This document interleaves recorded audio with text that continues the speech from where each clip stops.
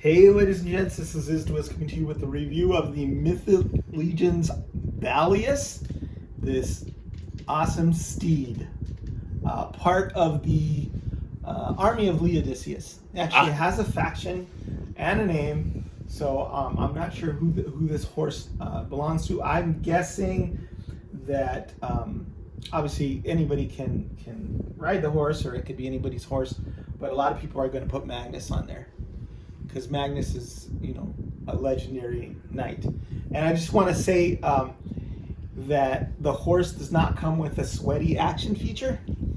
It's Super Dad, my co-host today. Hey everyone! Decided to spray the horse, so it looked like it's been ridden hard and put up wet. But it's not a sweaty action feature. He doesn't come with water, and he doesn't come with a spray bottle or anything. But he just wanted to add to the verisimilitude. So, full disclosure, this is my third vodka drink. So there are a lot of things that in my reality are probably different than yours. So, having said that, this is yet another figure for Horsemen. You are killing it. Who's the guy which of them does all the sculpts? Eric Treadway. Eric Treadway, I got a major man crush on you, man. Look at this horse. This is a horse, and all these other figures you've been messing around with, sir, you've been kicking ass, taking names, chewing bubblegum, and I think you're all out of bubblegum. So I'm just saying, kudos to you. If you happen to watch this video, don't know if you do. He watches the video sometimes. Does he? Yeah, I'm just saying. I don't know if he watches every single one. This is a family podcast or video review or whatever you want to call it. But you are in love with Eric Treadway? I think so. I think so. Corn Boy was my dude because his name is Corn Boy, and that's, that has implications right there. His name is not really Corn Boy. I know. I'm just saying. Okay, well, there's worse people that you can be in love with. Sure. Okay. Well, I want to do a shout out to my buddy Nate Bartsch, who did the art. Can you see the art? Is that in there? Yeah, let's do this real quick. Boom. Okay, is that in there? Yeah, normally we do a cut, but as much as I've been drinking, apparently Izzy is like, look, we're going to do the cut right now. This is the inside of the box, and it's awesome. It actually extends out further, but it's a castle of 4 sides, and I just love what Nate does, man. You have the God of Aetheron there. You have Xylona. Not sure who the other two are. I guess they're the other. Nate is my second man crush. Nate is a good person to have a man crush on. Yeah. So, so look at that. It's awesome, isn't it? I haven't talked to you in a few years, Nate, but I'm just saying, you know what? Appreciate what you're doing, all the artwork you do. Yeah. Again, man, I mean, you really helped bring these figures to the forefront. We could have done a cut there, but I mean, that was quick, right? So just want to kind of go around. Did you want to talk about some of these features? Well, we see the shield and this is interesting because Arethyre's horse, Atheon, comes with 2 shields and 2 swords, and Balius only comes with 1 shield and 1 sword. But I'm not sure, but I think this does have a paint app on it that the other shields doesn't have. Yeah. But I mean, I think Atheon is just so over the top that 2 shields, 2 swords, whatever. I mean, he is the steed of the god of war, right? Right. But so Balius has something that makes a little more sense. Sure. 1 shield and 1 sword. And you had mentioned to me that I think I didn't know that the swords went into that sort of scabbard thing, but that's something that actually happened? Or? Right. Yeah. So as our warriors went in battle, they had where they could pull the swords out quickly, especially if they were, part of any horse brigade, or later it was termed to be the cavalry. Yeah. So that is just a little trick that they had, that they could either cross draw or pull out and have that sword ready if they were going in battle. Wouldn't have to reach back from their back or their waist. So that makes sense, because if you have the sword on you, you could stab your horse or stab yourself or whatever. But having this kind of sort of like scabbard, or I don't know, whatever. Sure. But again, kudos to the 4 Horsemen. We did a review of the other night. What was the night we just did? where The red it's shield soldier. yeah, it's so authentic, the armor and everything else. And I know one of the criticisms that both my sons had earlier Bam. was bam.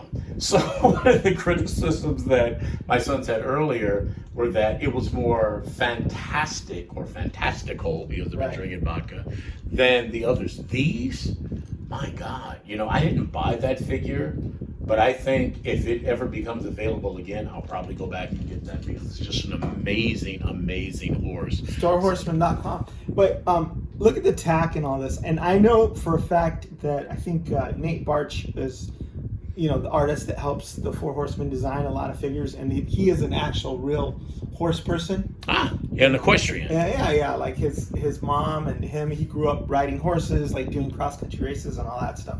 So I think he helped with the design of the horse and made it into this sort of very authentic looking horse. And this one is not, you know, a godlike steed, so he doesn't have the big flaming effects or whatever. But I think it has to be one of the most beautiful figures of a horse that's ever been put into action figure. I haven't seen anything. And you have all the Breyer horses, and people have been collecting horses for a long time. You have My Little Pony or whatever. Right. But I mean, they don't hold a candle to this. No. Because of the verisimilitude. Look at that. The tail goes up.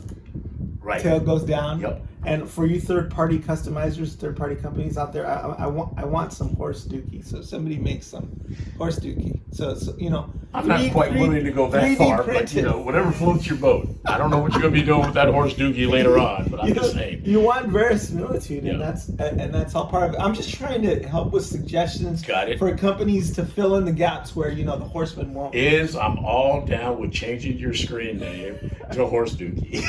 I'm just, I shouldn't laugh because I'm amusing myself right now with the vodka, but I'm just saying, if that's what it is, that's right. So it's the stirrups, the straps, everything beautifully painted.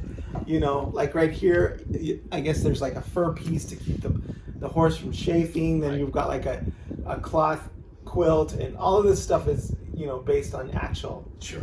And then you have this like saddle roll that comes out rather easy, but I think you know probably I'm gonna put just a little tack of glue on that because I want it to stay in place. Right. You know, so but everything beautifully done. Yeah, and the articulation. Now we normally don't go through these in these reviews. We normally don't go through the articulation. You got other sites that do that.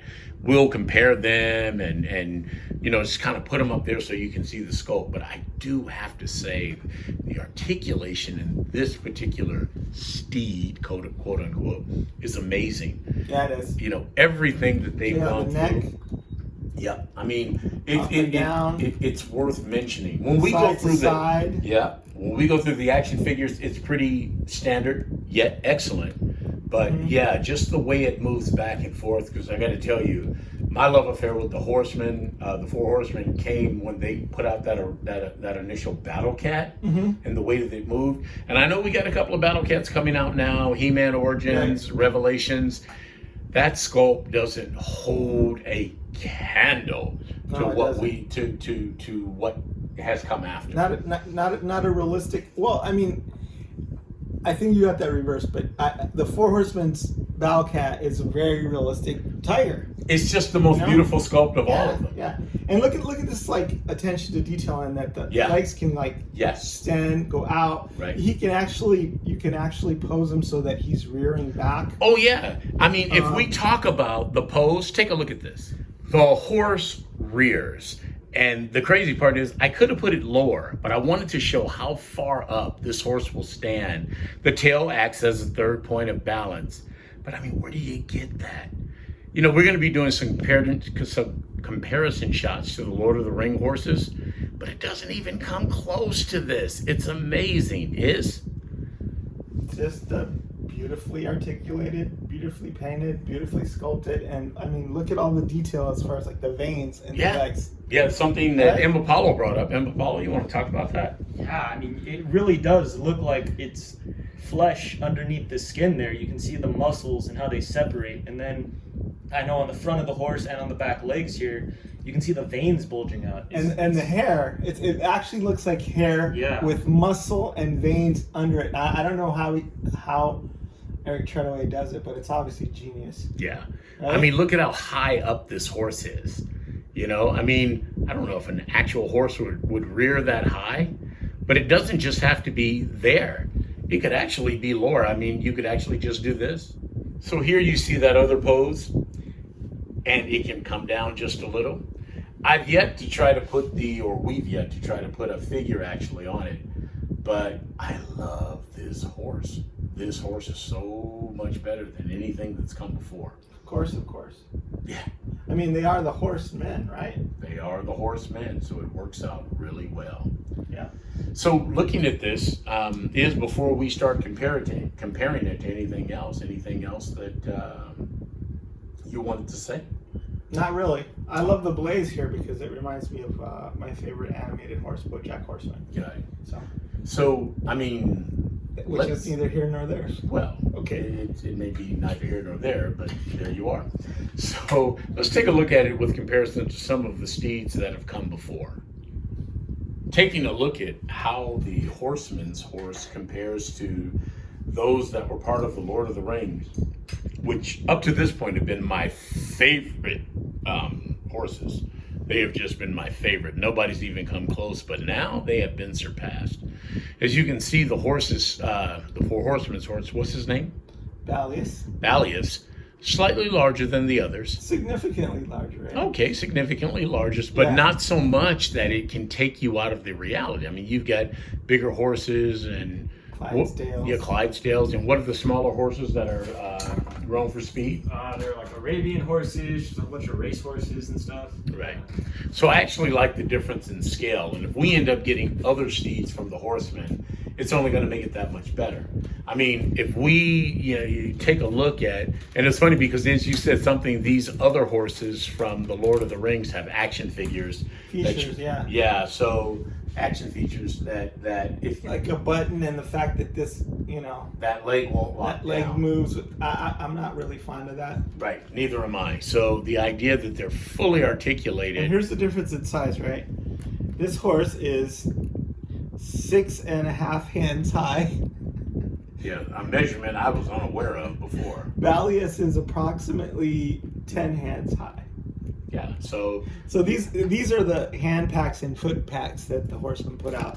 The orc and the human, Caucasian skinned. right. So I'm not going to do a separate review for these, but I'm just going to pop those in there. So for those of you who like different hands, the orc hands have long fingernails and orc coloring, and the humans have like nicely manicured fingernails.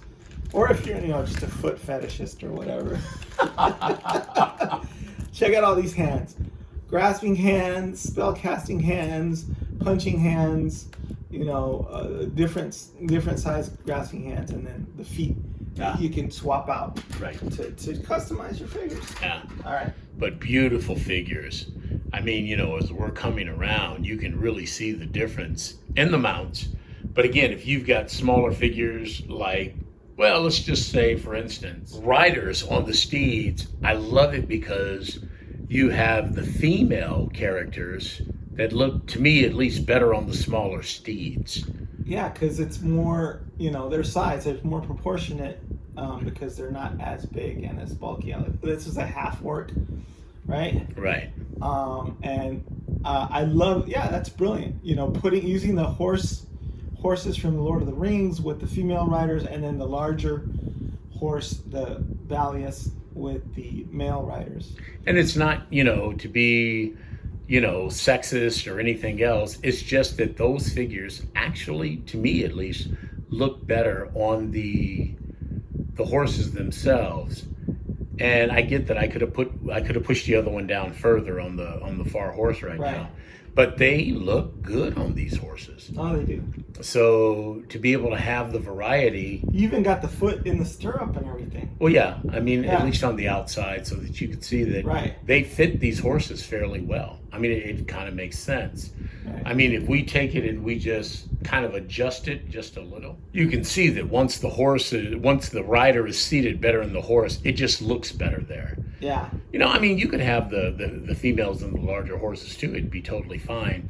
But this, just having the variety is kind of cool. It is. The different sizes, there's different sized horses, there's different sized people. Awesome. Right. Yeah. So, I mean, it works. I'm glad to add these to the collection. Like I said, I'm not going to open the second figure because I really think that the FH will come out with more steeds, different colors, whatnot, and I'll go for the variety. Let me show something off really quick because this is super cool. I got this from Wolf King Customs. It's a custom painted and sculpted head of, they call it Ponce de le Bon. But here he is. I think you might want to explain what the play on words is. Not everybody may be aware Ponce of de Ponce de Leon. Leon. That's a reference to. Sure, and we'll come back to that. Okay, so Ponce de Leon, I guess Ponce de le Bon. Ponce de Leon was a conquistador who was searching for the what was it? The Fountain of Youth. Yeah, the Fountain of Youth. So that's a clever play on words there. But let's zip it around a little quicker. This was put out by Wolf King Customs, and I couldn't resist this because I have a huge collection of Aztec action figures, some of them custom made. And so I really love the sculpt and I love the paint that they did on this. And the head itself was $35, so I popped them on a Magnus, and there you have a Conquistador.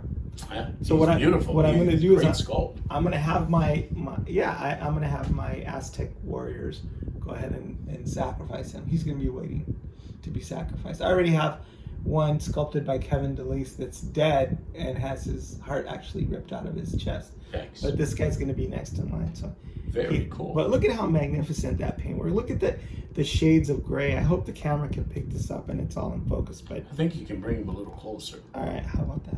Yeah. Take him over that way just a bit. Okay. There you go. So now you got him centered out. A very, very cool mustache, salt and pepper beard, all these intricate details in the helmet, in the Conquistador helmet. And I've been waiting for Conquistadors for a long time. So thanks for scratching that itch. And to Wolf King Customs, and this is a perfect base for him.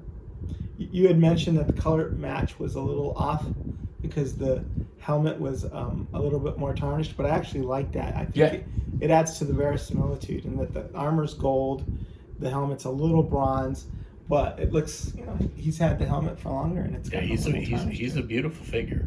So he is a beautiful figure. Just kind of taken back. Who did the custom head? Who is the sculptor? I'm not quite sure exactly. I know they're coming out with an Aztec. I should know that, but it's Wolf King Customs, so you can go on there. And I don't know if he's available. I got him as soon as he dropped online. And since I can't paint, I need to have somebody paint it for him. But they also sell unpainted heads that you can paint yourself. Oh, they do? Yeah. That's pretty nice. That's very nice. All right, so I think this will just about do it for the sculpt for the horse, which I am totally in love with. Again, kudos to the Four Horsemen for providing these for us. We needed an upgrade and an updated steed. This is certainly it. I hope we get variations. I'd love to see them put out a white one with other type of saddles or whatnot. We are. I mean, we're going to get the Four Horsemen of the Apocalypse, so that's 4 horses right there. Right. We've already got Atheon, which is the fiery red That's steed.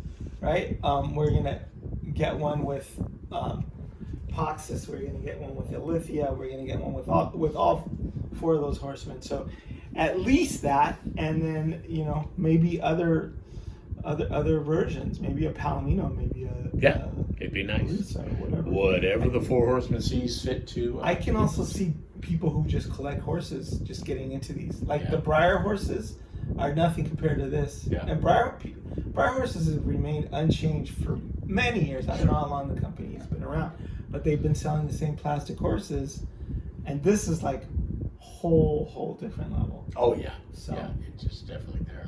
Kudos, and what else can I say? I'm speechless. Unlike Mr. Ed, who talks.